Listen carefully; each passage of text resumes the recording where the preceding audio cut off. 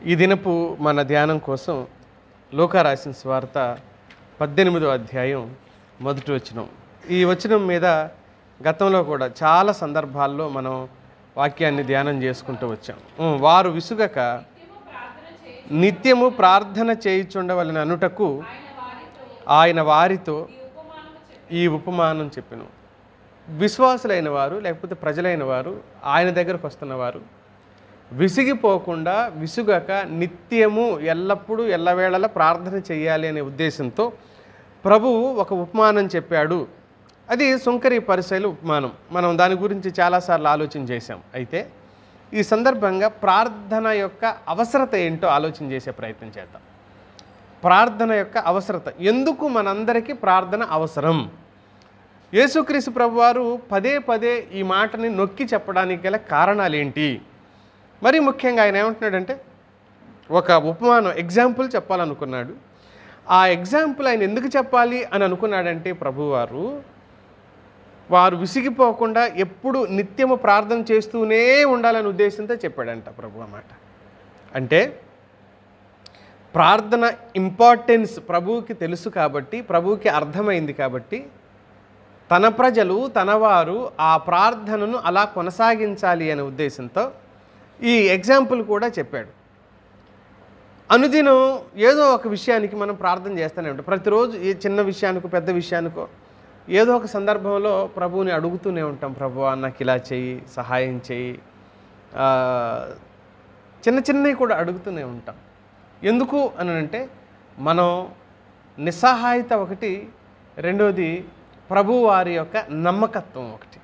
ప్రభువు నమ్మదగిన వాడు, జవాబిస్తాడు అనేది ఒకటైతే మనం నిస్సహాయులం, మన పరిస్థితులను మనం బాగు చేసుకోలేనంతటి బలహీనులం. కాబట్టి అసలు ఎందుకు ప్రార్థించాలంటే దానికి సమాధానం బైబిల్ చాలా విషయాలు చెప్తుంది. ప్రార్థన అవసరత ఏంటి, ప్రార్థన అవసరత ఎందుకు ప్రార్థించాలి, దాని అవసరత ఏంటి అన్న దానికి మొదటి సందర్భంగా యేసుక్రీస్తు ప్రభువారే చెప్పారు కాబట్టి మనం ప్రార్థించాలి. అది అవసరం, దానికి ఒక ప్రాముఖ్యత ఉంది, దానికి ఒక ప్రాధాన్యత ఉంది అని ఎవరు చెప్పారు? యేసుక్రీస్తు ప్రభువారే చెప్పారు. మనం చదివిన వచనంలోనే చెప్పాడు. ఏమన్నాడు? వారు విసుగక నిత్యము ప్రార్థన చేయాలి అంటున్నాడు. విసుగక నిత్యము ప్రార్థన చేయాలనే ఆలోచన కలిగింది మొట్టమొదటి ఎవరికి? ప్రభు వారికే కలిగింది కనుక ఆయనే చెప్తున్నాడు.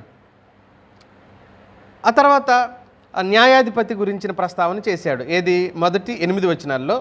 ఆ తర్వాత 9 నుంచి ఇక్కడ 15 వచనాలు 14 వచనాల వరకు సుంకర పరిసయ్యుడి గురించి చెప్పాడు. తామే నీతిమంతులం అనుకుని వారి కోసం ఈ ఉపమానం చెప్పాడు అని చెప్పాడు. ఏది? 9 నుంచి సుంకర పరిసయ్యుడు. తర్వాత అన్యాయస్తుడైన ఒక అధికారి గురించి చెప్తున్నాడు. 18వ అధ్యాయం మొదటి వచనంలో నుంచి జరిగిన సంఘటన. ఈ న్యాయాధిపతి దేవునికి భయపడడు, మనుషులకు కూడాను ఈయన భయపడడు, అతడు కఠినుడు అని 3 విషయాలు అతడి గురించి చెప్తా ఉన్నాయి. ఈయన యేసుక్రీస్తుకు సాదృశ్యం కాదు, కానీ అతడు న్యాయం తీరిస్తే ఎవరు? కఠినాత్ముడైన వాడు చివరికి ఆ పేదరాలైన విధవరాలకి న్యాయం చేశాడు కదా. మాటి మాటికి అడుగుతూ ఉండటం వల్ల న్యాయం చేశాడు. ప్రభువు ఏమంటున్నాడు అంటే ఒక కఠినాత్ముడైన వాడు, దేవుని భయం లేనివాడు, మనుషుల భయం లేనివాడు, కఠినంగా ఉంటున్న ఈ వ్యక్తి అంటే మనసే లేనివాడు ఒక విధవరాలకి లంచం ఇవ్వకుండానే న్యాయం చేయగలిగినప్పుడు మీ పరలోకపు తండ్రి ఇంకా గొప్పవాడు కదా. అది మీరు గుర్తించగలిగితే ప్రార్థనలో ఎక్కువ సమయం మీరు గడుపుతారు అనేది ప్రభు వారి యొక్క ఉద్దేశం. దేవుడు ఎంత తొందరగా జవాబిస్తాడు. కఠినాత్ముడు కాదుగా దేవుడు. అర్థం చేసుకొని తగిన జవాబిస్తాడు. మనకి ఏది అవసరమో, ఎంత అవసరమో మెజర్మెంట్స్తో, కొలతలతో సహా తెలుసుకొని మనకు జవాబిస్తాడు ఆయన. అందుకని యేసుక్రీస్తు ప్రభువారే ఆజ్ఞాపించాడు కనుక, లేక ప్రార్థించమని చెప్పాడు కనుక ప్రార్థన చాలా అవసరమైంది అని మనకు అర్థమవుతుంది. దీని విషయంలోనే తెస్సలోనికైలకు రాస్తూ మొదటి పత్రిక 5వ అధ్యాయం 15వ వచనంలో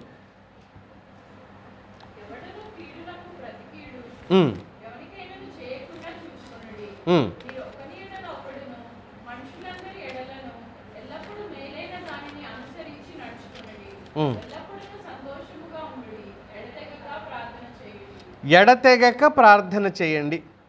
ప్రార్థన ఎలా చేయాలి? ఎడతెగక, గ్యాప్ ఇవ్వద్దు అంటున్నాడు. ఈరోజు కుదరదులే రేపు చేస్తాను అలా కాదు, కంటిన్యూస్గా చేయండి, గ్యాప్ ఇవ్వకండి ప్రార్థించే దగ్గర అన్నాడు. ప్రభువే అంటున్నాడు కనుక మనం ప్రార్థించాలి. శిష్యుడైన పౌలు చెబుతున్నాడు కనుక మనము ప్రార్థించాలి. ప్రార్థనకు ఒక అవసరత ఉంది.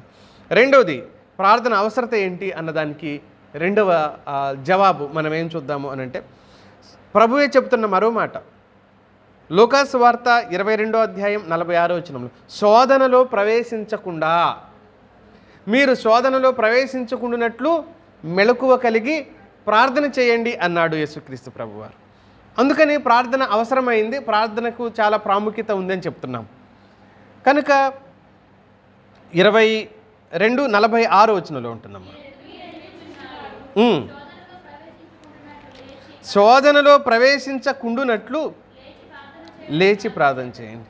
ప్రభు ఎందుకు చెబుతున్నాడు? ఇది అవసరం ఎందుకు మనకు? మన శోధనలో ప్రవేశించే ప్రమాదం ఉంది కనుక ఆ శోధనలో ప్రవేశించకుండా ఉండటం కోసం, ఆ చిక్కుల్లో ముందే పడకుండా. సాధారణంగా మానవీయ తత్వం ఎలా ఉంటుందంటే, సమస్య వచ్చిన తర్వాత పరిష్కారం వెతుక్కుంటాం. కానీ దైవిక ఆలోచన ఏంటంటే, సమస్య మన జీవితంలోకి అడుగు పెట్టక ముందే జాగ్రత్త పడమంటున్నాడు దేవుడు. అందుకని ప్రార్థన అవసరమైంది.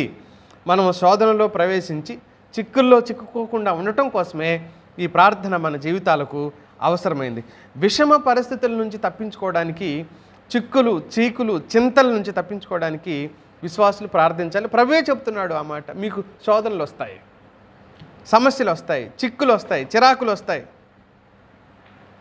దావీదు శోధనలో పడిపోయిన తర్వాత 51వ కీర్తన రాసి పశ్చాత్తాప కీర్తన రాశాడు.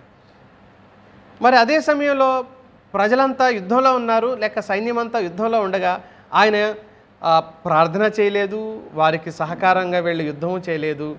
అందుకనే అతడు పాపంలో పడిపోయాడనే మాట మనం బైబిల్లో చదువుతాం. కనుక ఇది మానవ నైజం. సమస్య వచ్చిన తర్వాత పరుగులు ఎత్తటం అనేది మానవ నైజం, మనిషి ఆలోచన. దేవుడు ముందుగానే ఆలోచన చేయగలిగిన వాడు కనుక ఆయన చాలా జాగ్రత్తగా విషయం చెప్తున్నాడు. యేసుక్రీస్తు ప్రభు గురించి ఆయన లైఫ్లో జరిగిన, జీవితంలో జరిగిన సంఘటన మత్తయి సువార్త 4వ అధ్యాయం 1వ వచనంలో మనం చదువుతాం. ఏం చదువుతాము అక్కడ? ఆయన మొట్టమొదటే అప్పుడు యేసు అపవాది చేత శోధించబడుటకు ఆత్మ వలన అరణ్యమునకు కొనిపోబడెను. యేసుక్రీస్తు ప్రభువారు పరిచర్య ప్రారంభించక ముందే ఉపవాసం ఉండి ప్రార్థన చేయటానికి, అపవాది చేత శోధించబడ్డానికి ముందే వెళ్ళాడు, తర్వాత కాదు. అందుకని ఆయన పరిచర్య అంతటిలో సాతాను ఎప్పుడు కూడా ఆయన శోధించి విజయం పొందలేకపోయాడు. ఎప్పుడు ఎవరికి విజయం కలిగింది? ప్రభువుకే విజయం కలిగింది. దానికి గల కారణం ఏంటి? సమస్య ఎదురుగా వచ్చిన తర్వాత ఆయన మొదలుపెట్టలేదు ప్రార్థన. సమస్య ఎదురుగా వచ్చిన తర్వాత కాదు, మబ్బులు ఉండగానే బయట ఉన్న వస్తువులన్నీ లోపల పెట్టుకుంటాం వర్షం వచ్చింది అని. వర్షం స్టార్ట్ అయిపోయిన తర్వాత ఇంక పెడితే ఏంటి, పెట్టకపోతే ఏంటి, తడిసిపోయిన తర్వాత ఏం చేస్తాం కదా. ఈ మాట కూడా చెప్పాడు. మబ్బులు ఉన్నాయనే విషయం మనకు అర్థమైనప్పుడే బుద్ధిమంతుడు ఏం చేస్తాడంట, జాగ్రత్త పడును కదా అన్నాడు ప్రభువే స్వార్థలో. అంటే ప్రభు ముందే ప్రార్థన చేసి కొనసాగాడు కాబట్టి ఆ సమస్యను ఎదుర్కొన్నాడు. ఆ సమస్య కాదు, ప్రతి సమస్యను జయించాడు. ఆఖరికి చనిపోయిన వారిని కూడా ట్రై చేశాను కానీ లెగలేదు అన్నాడా ఎప్పుడైనా? లేపాడు కదా. రోగంతో వచ్చిన వాళ్ళు చాలా ట్రై చేసే కానీ పేతురు ఈ ఒక్కటి మన వల్ల కాలేదు. అలాంటిది ఎక్కడ ఫెయిల్యూర్ ఆయన పరిచర్యలో లేదు కదా. కారణం ఏంటంటే ప్రార్థనతోనే ప్రతిదీ ఆయన ప్రారంభించాడు కాబట్టి. గెత్సేమనేలో శిష్యులు మనం చదువుకున్న ఈ సందర్భంలో నిద్రపోతున్నారు. ఒకవేళ ప్రభువు చెప్పిన మాట విని వారు సరిగ్గా ప్రార్థన చేసి నిలబడ్డట్టయితే చెదిరిపోకుండా ఉండేవాళ్ళనేమో. వాళ్ళు చెదిరిపోయారు కదా. సరే, ప్రవచనం నెరవేర్చబడటానికి జరిగిందా ఆ విషయాలను పక్కన పెడితే ప్రభువు ఏం చెబుతున్నాడు అక్కడ? మీకు శోధన రాబోతుంది, నిద్రపోకండి అన్నాడు. నిద్రపోయారు కదా వాళ్ళను. 3 సార్లు వచ్చి లేపవలసి వచ్చింది. ఆఖరికి పేతురుతో అన్నాడు, పేతురు నువ్వు కూడా నిద్రపోతున్నావా? ఎందుకు? నువ్వు కత్తి తీసుకొని ఫైట్ చేయబోతున్నావు నెక్స్ట్. తర్వాత నేను ఎవరో తెలియదని 3 సార్లు అనబోతున్నా. అది ప్రభు మైండ్లో ఉంది, ప్రభు మనసులో ఉంది, ప్రభువుకి తెలుసు. వాళ్ళు మర్చిపోయారు, నిద్రపోతున్నారు. కనుక ఎప్పుడు ఏం చేయాలో అప్పుడు అది చేస్తే చిక్కుల్లో నుంచి బయటకు వస్తామనేది ప్రభువు చెప్పిన ఉద్దేశం. మూడో విషయం చూద్దాం. ప్రభువు నుంచి పొందుకోవడం కోసం ప్రార్థన అవసరమైంది. ప్రభువు నుంచి ఏదైనా పొందుకోవాలి అని అంటే దేని ద్వారా పొందుకోగలుగుతామంటున్నాడు? ప్రార్థన ద్వారానే. యాకోబు రాసిన పత్రిక 4వ అధ్యాయం 2వ వచనంలో ఇలా ఉంది, మీరు ఆశించుచున్నారు కానీ మీకు దొరుకుటలేదు, నరహత్య చేయుదురు, మత్సరపడుదురు కానీ సంపాదించుకొనలేరు, పోట్లాడుదురు, యుద్ధం చేయుదురు కానీ దేవుని అడగనందున మీకేమీ దొరకదు అని అన్నాడు. దేవుణ్ణి మీరు అడగటం లేదు అంటున్నాడు. అంటే వాక్యం ఏం ప్రేరేపిస్తుంది మనల్ని? మీరు ప్రార్థించండి, మీరు అడగండి, అడిగి పొందుకోండి. అడగండి, అడగండి, అడిగి పొందుకోండి. దేవుడే స్వయంగా ఇచ్చేవాడే నన్ను అడగండి నేను ఇస్తాను అంటుంటే అడగటానికి మనకి మాయరోగమా? ఈరోజున్న సమస్య అదే కదా. ప్రార్థన పట్ల ఆసక్తి లేని వాళ్ళు ఎంతమంది ఉన్నారు చెప్పండి? ఎంతోమంది 24 గంటలు ఫోన్ పెట్టుకొని ఒకళ్ళ గురించి చెప్తున్నారు ఈ మధ్యకాలంలో. లైవ్లు వస్తూ ఉంటాయంటగా, గంటలు గంటలు గంటలు గంటలు లైవ్, ఒక పూటంతా లైవ్ వచ్చిందంటగా, శనివారం శుక్రవారం రకరకాల టైంలో లైవ్ వస్తుంటాయంట కొంతమంది సేవకులవి. అవి పెట్టుకొని చూస్తుంటుంది కానీ ఇంట్లో భర్తను పట్టించుకోదు, పిల్లల్ని పట్టించుకోదు, పనులు పట్టించుకోదు, కానీ ఇల్లు ఉడవదు, వంట చేయదు, ఆగం. కానీ ఆమె భక్తి అదొక అడిక్షన్ అంతే. దానికి ఏమైపోతున్నారు వీళ్ళు? ఒక రకమైన భక్తి అయితే కుటుంబాన్ని కట్టుకొని భక్తి ఉంటుంది ఎక్కడైనా? కుటుంబాన్ని కట్టుకునే వాళ్ళు కూడా భక్తి చేస్తారా? అసలు అది భక్తి అవుద్దా? మరి ఏంటిది అది?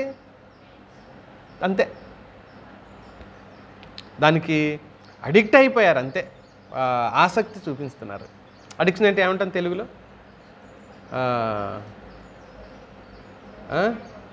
ఏమా లోబడిపోవటం అని అంటాం కానీ అసలు పదం ఏదో అలవాటు పడిపోవటం, ఇంకేమో అసలు పదం ఏదో అది రావట్లేదు మనకిప్పుడు. ఆకర్షించబడి దాంట్లోంచి బయటికి రాలేకపోవటం, కానీ అది భక్తి అవ్వటం లేదు. కానీ ప్రభువు అంటున్నాడు, నన్ను అడుగు నేను ఇస్తాను కదా, నన్ను అడుగు నేను ఇస్తాను. ఇక్కడ గొప్ప సంగతి ఒక మాట చెప్తాను వినండి. ఇచ్చేవాడే అడగమంటున్నప్పుడు మనకెందుకు భయం? ఇచ్చేవాడే నన్ను అడగండి, నా జేబు నిండా ఉన్నాయి, నన్ను అడిగితే నీకు ఇస్తాను అని అన్నాడు అనుకో, నాకు ఇప్పుడు టైం లేదంటే మనం మూర్ఖులం అవుతాం కదా. మన మూర్ఖులు ఏమంటాం? వ్యసనం. అది ఆ పదం కోసం వ్యసనం. అదొక రకమైన వ్యసనం అంతే, ఏమి లేదు. అది భక్తి కాదు. ప్రభు అంటున్నాడు, ఆయన పాదాల చెంత మోకరించటం మనం నేర్చుకోగలగాలి. చాలా సందర్భాల్లో కష్టం వచ్చినా బాధపడుతూ దిగులు పడుతూ చెంపకు చేయబెట్టుకొని అలా ఉండిపోతామే తప్ప ప్రార్థన చేయలేని బలహీన పరిస్థితులు మన జీవితాల్లో కలుగుతాయి. అక్కర్లేదు మిత్రులారా. ఎందుకు అక్కర్లేదు అంటున్నానంటే ఆయనే అంటున్నాడు, ఇచ్చేవాడే అంటున్నాడు, నన్ను అడుగు నేను ఇస్తాను. ఇంకా మనం ధైర్యంతో ఆయన దగ్గర అడగాలి. 4వ సందర్భాన్ని మీ దృష్టికి తీసుకొని వస్తాను. ఎందుకు ప్రార్థన అవసరమైంది అంటే సంతోషం కోసం. మనం సంతోషంగా ఉండాలి అని అంటే మనం ప్రార్థన చేయాలి. యేసుక్రీస్తు ప్రభువారు అన్నాడు, యోహాను రాసిన సువార్త 16వ అధ్యాయంలో శిష్యులతో మాట్లాడుతున్న ఈ మాట, 16వ అధ్యాయం 24వ వచనం. అడగలేదు, మీ సంతోషం పరిపూర్ణం అగునట్లు అడుగుడి, మీకు దొరుకుతుంది. అడగండి, మీరు సంతోషంగా ఉండటం కోసం. మీకు ఏమి అవసరమో అడగండి. మీ అవసరాలు తీర్చబడటం కోసం, మీ అక్కరలు తీర్చబడటం కోసం మీరు అడగండి, నేను మీకు ఇస్తాను. ఎంత మంచి దేవుడిని మనం కలిగి ఉన్నాం కదా. మీరు అడగండి, నేను ఇస్తాను, అడిగితే నేను ఇచ్చేస్తాను మీకు అంటుంటే ఇంత స్పష్టంగా ప్రార్థన విషయంలో చాలా స్పష్టంగా అడగనందున మీకేమీ దొరకట్లేదు. యాకోబు 4:2 అన్నాడు, ఇందాక మనం చదివాం. అంతకుముందు శోధనలో ప్రవేశించొద్దు కాబట్టి ప్రార్థించండి అన్నాడు. ఇప్పుడేమంటున్నాడు? మీరు సంతోషంగా ఉండాలి అని అంటే మీ సంతోషం కోసం మీరు ఏం చేయనక్కర్లేదు, నన్ను ప్రార్థించండి, మీరు ఎలా సంతోషంగా ఉండొచ్చో నేను దాన్ని ఏర్పాటు చేస్తాను, నేను చూసుకుంటాను, నేను ఉన్నాను కదా మీకు కంగారు ఎందుకు అంటున్నాడు ప్రభు. అద్భుతమైన దేవుణ్ణి మనం కలిగి ఉన్నాం. కలిసి ప్రార్థించాలి, వ్యక్తిగతంగా ప్రార్థించాలి. కలిసి పొందుకునే జవాబులు వేరే ఉంటాయి, విడిగా పొందుకునే జవాబులు వేరుగా ఉంటాయి. ముగింపు ఏమంటున్నాడు? మీరు హ్యాపీగా ఉండటమే నాకు కావాలి, మీరు సంతోషంగా ఉండటమే నాకు కావాలి. అందుకనే మీ సంతోషం పరిపూర్ణమగునట్లు మీరు నన్ను అడగండి. 5వ మాట చెప్తాను, నేను త్వరగా మనం ప్రార్థనలో కొనసాగుదాం. 5వది, చింతలను తప్పించుకోవడం కోసం ప్రార్థించాలి. చింతలను తప్పించుకోవడానికి మనం ప్రార్థించాలి. ఫిలిప్పీ పత్రిక 4వ అధ్యాయం 6, 7 వచనాలు చదువుదాం. ఫిలిప్పీ పత్రిక, దేనిని గూర్చియు చింతపడకుడి గాని ప్రతి విషయంలోనూ ప్రార్థన విజ్ఞాపనముల చేత కృతజ్ఞతాపూర్వకముగా మీ విన్నపములు దేవునికి తెలియచేయడి. చాలమ్మా. ప్రార్థన పూర్వకంగా, చింత వద్దు, బాధపడుకుంటూ ఉండొద్దు. మరి ఏం చేయాలంటున్నాడు? ప్రార్థన చేయండి చాలు, ప్రార్థన చేయండి చాలు. చింతపడుకుంటూ ఉండవలసిన అవసరం లేదు మీకు. మీరు చింతతో కురింగిపోవలసిన అవసరం లేదు, కృషించిపోవలసిన అవసరం లేదు. ఓ భక్తుడు అన్నాడు, ప్రార్థించేవాడు చింతపడడు, చింతపడేవాడు ప్రార్థించడు అని. ఆ రెండు పొసగవు అని. చింతపడుతూ అలాగే ఉండిపోతాడు, దిగులుతో దిగులుతో దిగులుతో. చింత మనిషిని కొంచెం కొంచెం కొరికి తినేస్తుంది. చితి చింత అక్కా చెల్లెళ్ళు అంటాడు ఆ దైవజనుడు. చితి అని అంటే శవాన్ని పెట్టి కాలుస్తారు చూడండి. చితి కట్టెలు పేర్చి దాని మీద శవాన్ని పెట్టి కాలుస్తారు, దాన్ని చితి అని అంటారు. అది గంటో 2 గంటలో 3 గంటలకో ఆ శవాన్ని కాస్త బూడిద చేసింది, స్మాష్ చేసేసింది అనమాట. మరి చింత రోజుకు కొంచెం బ్రతికుండగానే మనిషిని ఏం చేస్తుంది? కొరికి తినేస్తుంది. రోజుకు కొంచెం. అందుకనే చింత వద్దు మీకు అంటున్నాడు ప్రభు. చింత మీ దగ్గరకు రాకుండా చూసుకోండి. చింతపడే పరిస్థితులు రాకుండా మిమ్మల్ని మీరు ఏం చేయాలి? ప్రార్థనలో గడపండి, ప్రార్థనలో కొనసాగండి. అప్పుడే అది మీకు క్షేమకరం అవుతుంది అని చెప్తున్నాడు. చింతించే మానవుడు దేవుణ్ణి వెక్కిరించిన వాడు అవుతాడంట. చింతలో ఉన్న మనిషి, అయ్యో నా బ్రతుకేంటి, అయ్యో నా పరిస్థితి ఏంటి, అయ్యో నేనేంటి, రేపేంటి, ఈ చింత ఉన్నవాడు సృష్టికర్త అయిన దేవుణ్ణి వెక్కిరించేవాడిగా మారిపోతాడు. కారణం ఏంటి అని అంటే, ఎందుకు వెక్కిరించేవాడిగా అవుతున్నాడు అని మనం అంటున్నాము అని అంటే, దేవుని మీద అతడికి విశ్వాసం లేక చింతపడుతూ ఉంటాడనమాట. దేవుని మీద అతనికి నమ్మకత్వం, నిరీక్షణ లేని కారణం చేత చింతపడుతూ ఉండి, దేవుడి వలన కూడా ఏం కాదు, దేవుడు కూడా నాకేం చేయలేడు అనే ఒక స్థితిలోకి ఆ మనిషి వెళ్ళిపోతాడనమాట. అందుకని దేవుణ్ణి వెక్కిరించేవాడిగా ఉంటాడు. చివరిగా మాట చెప్పి నేను ముగించేస్తా. 6వ మాట, ఎందుకు ప్రార్థన అవసరం అని అంటే, ఆత్మను పొందడానికి, దేవుని ఆత్మను లేకపోతే దేవుని ఆత్మ నడిపింపును పొందడానికి అవసరం. లోకాసువార్త 11వ అధ్యాయం 13వ వచనంలో ఇలా అన్నాడు, పరలోకమందున్న మీ తండ్రి తన్ను అడుగు వారికి పరిశుద్ధాత్మను ఎంతో నిశ్చయముగా అనుగ్రహించుననెను. అడగండి, ఆత్మను పొందుకుంటారు. నిశ్చయముగా ఆ ఆత్మ నడిపింపుకు మనం లోనైనప్పుడు ఆయనే స్వయంగా ఎలా ముందుకెళ్లాలో, ఎలా కొనసాగాలో, భక్తి ఎలా చేయాలో, బ్రతుకు ఎలా కొనసాగించుకోవాలో ఇవన్నీ కూడా ఆయనే నేర్పిస్తాడు, ఆయనే మనకు బోధిస్తాడు.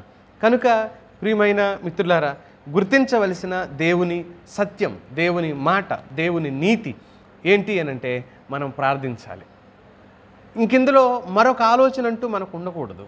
మనం చేయవలసింది ఒకటే, ప్రార్థించాలి, ప్రార్థించాలి, ప్రార్థించాలి. అది అవసరం, అది అవసరం. ప్రార్థన ఒక శ్వాస లాంటిది, జీవవాయువు లాంటిది. ఊపిరి పీల్చలేని వాడు ఏమైపోయినట్టు? చనిపోయినట్లు కదా. ప్రార్థన చేయని ఆత్మీయుడు కూడా ఆత్మీయతలో చనిపోతాడు. ప్రార్థన మానేసిన వాడు, ప్రార్థన వదిలేసిన వాడు, మోకరించలేనివాడు, కనీసం మోకరించలేకపోయినా ప్రార్థనలో కొనసాగలేనివాడు ఏమైపోయినట్లెక్క? చనిపోయినట్టే, ఆత్మలో పడిపోయినట్టు లెక్క. మనమేంటి, మన స్థితి ఏంటి, ప్రార్థన పట్ల మన ఆసక్తి ఏంటి? ఇన్ని మాటలు దేవుడే స్వయంగా ప్రార్థించండి అని చెబుతూ ఉంటే మనం ఎంత ప్రార్థించాలి? కుటుంబ భారాలు, బిజీ లైఫ్ కాదు, పని చేస్తూనే ఉండాలి, 4 చేతులు ఉంటే బాగుండు అన్నట్టుగా ఉంటాయి కొన్నిసార్లు మన పనులు. అలాంటి పరిస్థితుల నడుమ, అలాంటి నేపథ్యంలో మనం ఇంకెంత జాగ్రత్తగా దేవుని వైపు చూస్తూ ప్రార్థనలో కొనసాగాలో ఆలోచించేద్దాం. ఈ మాటలను బట్టి దేవుని సన్నిధిలో కనిపెడదాం, మనం ప్రార్థనలో కొనసాగుదాం. దేవుడు అలాంటి గొప్ప కృప మనందరికీ దయచేయను గాక. ఆమేన్.